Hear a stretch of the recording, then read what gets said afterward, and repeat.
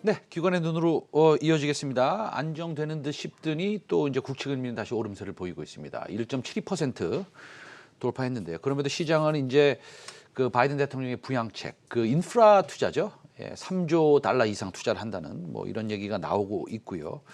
그런데 이 금리 흐름 우리가 알 수가 없습니다. 어느 날은 떨어지고 어느 날은 올라가는데 저보다 이제 한 150배 더 잘 아시는 신영정권의 조영구 채권 담당 연구원과 자세히 좀 짚어볼게요.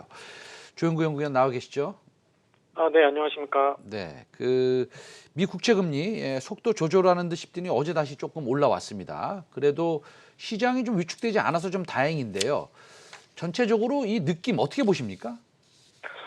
네, 그렇습니다. 기존의 미국채 10년물 금리는 실질 금리와 기대 인플레이션, 미국 주가 지수 배당 수익률, 또 기술적인 요인 등을 종합적으로 고려했을 때 저희는 이제 1%대 중반 수준에서 상승세가 속도를 진입할 것으로 예상했었습니다. 그런데 대규모 추가 부양책이 통과되었고 말씀 주신 대로 지금 추가적인 인프라 투자에 대한 계획도 발표될 예정이고요. 인플레이션에 대한 우려, 그리고 뭐 백신 접종 속도가 좀 미국에서는 가속화되고 있는 부분, 그리고 연준이 금리 상승을 또 일정 부분 용인하고 있고, 나아가 인상 시점도 앞당겨질 거라는 전망을 배경으로 실제로는 이보다 높은 1.7%대 수준까지 상승하고 있습니다.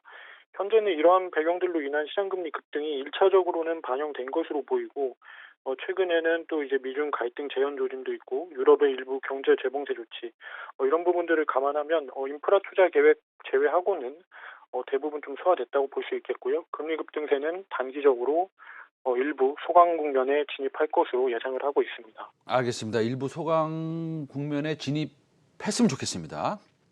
네. 좀 안정화되기를 바라고 있기 때문이죠. 자, 그러면 그 지금 1.72 정도 된다고 보면은요.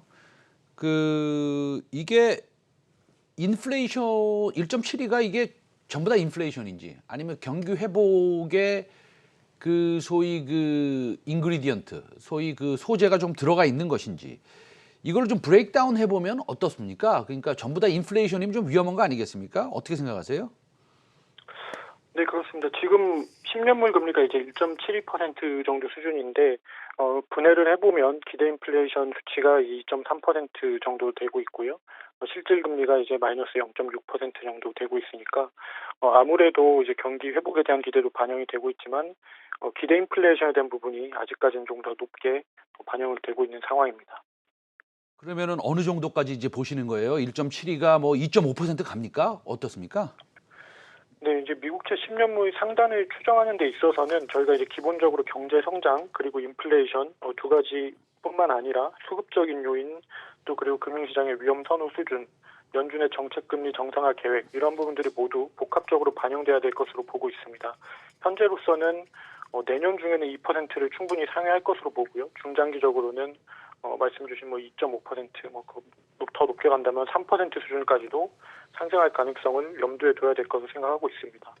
연준이 기본적으로는 신종 코로나 바이러스 팬데믹이라는 공중보건 위기 환경 하에서 2%를 초과하는 10년물 금리는 일단은 좀 부담스러워할 것으로 저희는 보고 있는데요. 다만 연준이 금리 자체만 보고 대응하는 것은 아니고 금융시장 전반의 환경을 보고 판단할 것이기 때문에 주가지수 조정이라든지 아니면 주택시장 모기지 금리, 회사채 크레딧 스프레드 추이 이런 부분에 따라서 최대로 용인할 수 있는 레벨은 좀 변화될 것으로 보고 있습니다. 그 지금 미국의 경제 성장률이 적어도 6%는 될 것이다. 많이 보는 데는 뭐 8%까지도 좀 보고 있는데. 네, 그럼 그렇습니다. 경기 회복 속도가 굉장히 가파른데요. 이게 이 금리, 그러니까 10년물 국채 금리를 우리가 이렇게 뚫어지게 바라보는 게 좋은 건지 아니면 그냥 성장에 대해서 좀 포커스를 저 하는 게 마음이 편한 건지 이거 어떻게 해야 되는 겁니까? 마음을.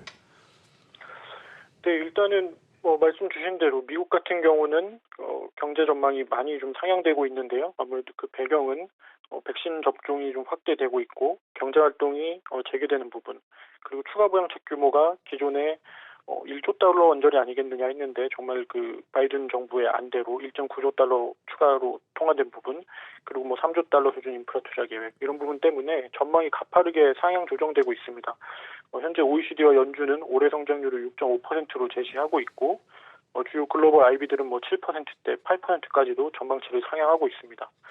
이런 부분들을 보면 확실히 미국채 금리는 펀더멘탈상으로 상승 압력이 앞으로도 충분히 반영될 것으로 좀 볼 수 있고, 10년물 금리 자체도 중요하겠지만 저희는 뭐 30년물 금리도 상당히 충분히 그 기조적인 경제 성장세라든지 인플레이션 전망을 충분히 반영하고 있기 때문에 30년물도 주의 깊게 봐야 된다라는 측면에서 중요하게 생각을 하고 있습니다. 우리 그 조영구 연구원이 혹시나 그 현재 미국의 접종률 있지 않습니까? 매일 0.5%포인트에서 한 1%까지 느는 그 접종률과 금리의 상승률과 한번 이렇게 상관계수를 좀 이렇게 통계학적으로 따져봐서 한번 네. 그 그려본 적 있으세요? 네, 그 부분은 저희가 뭐 그 상관계수까지는 아직 저희가 확인은 못 해봤는데 분명히 말씀 주신 대로 이거 이스라엘 같은 그 사례도 있고 미국 같은 경우는 백신 접종이 상당히 가속화되고 있는 부분이 있거든요. 그러니까 백신에 대한 접종 속도가 뭐 백신 이기주의라는 표현 나올 정도로 글로벌 양극화가 좀 진행되고 있는 것으로 보일 수 있고, 미국은 1억 명이 이미 돌파된 것으로 수일 전에 저도 좀 확인했던 부분이 있고요. 이렇게 보면 이제 백신에 대한 소위 주권을 확보하고 있는 국가들은 속도가 예상보다 좀 가파르게 빠르게 진행이 되고 있고, 반면에 우리나라 비롯한 여타 국가들은 일부 생산 차질이라든지 부작용에 대한 우려, 공급 지연 여파, 이런 부분 때문에 예정보다는 다소 좀 지연이 되고 있습니다. 확실히 이런 부분들이 경제 전망에도 반영이 되고 있고, 인플레이션에 대한 부분도 분명히 반영이 되기 때문에 시장 금리 속도가 상승 속도가 미국이 더 가파른 부분에 분명히 기여를 하고 있다라고 생각을 합니다. 지금 그 소위 신흥국, 그 이머징 마켓의 일부 국가들을 보면 러시아가 그랬나요? 예, 금리를 좀 올리는 나라도 좀 생기고 있습니다. 그래서 이제 마지막 질문 드린 겁니다. 시간 때문에. 시간이 좀 없네요. 그래서 그 미국은 뭐 예를 들어서 1년 반 정도 있다가 금리를 올린다고 치자라고 생각했을 때 몇몇 국가들은 지금 금리를 올리고 있는 국가도 한두 국가씩 생겨나고 있습니다. 우리나라는 어떻습니까?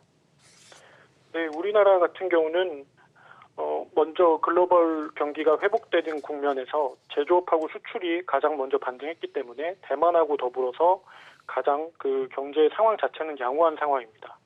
이런 부분들, 그리고 한국은행 그 로컬적인 그 특성, 그리고 저희 그 금융 불균형이 확대되고 있는 부분, 이런 부분을 감안하면 저는 당연히 연준보다 금리를 좀 빠르게 올릴 수 있는 나라라고 생각을 하고 있고요. 구체적인 시점은 내년 2분기 전후로 해서는 최초 금리 인상이 좀 가능할 것으로 보고 있고, 횟수도 2번에서 3번 정도는 정상화가 될 수 있는, 금리 인상이 될 수 있는 환경으로 생각을 하고 있습니다. 그 우리나라 한국은행에서 그 내년 2분기에 금리를 올린다고 하는 것이 우리나라의 경기 회복이 좋고 이제는 포스트 코로나의 경제 상황으로 갈 수 있다라고 생각하는 게 좋은 것이죠? 네, 그렇습니다. 알겠습니다. 오늘 그 신영증권의 조영구 연구원인데요. 또 한 4주 정도 있다가 또 한 번 더 여쭤보도록 초대해서 여쭤보도록 하겠습니다. 감사합니다. 네, 감사합니다. 네.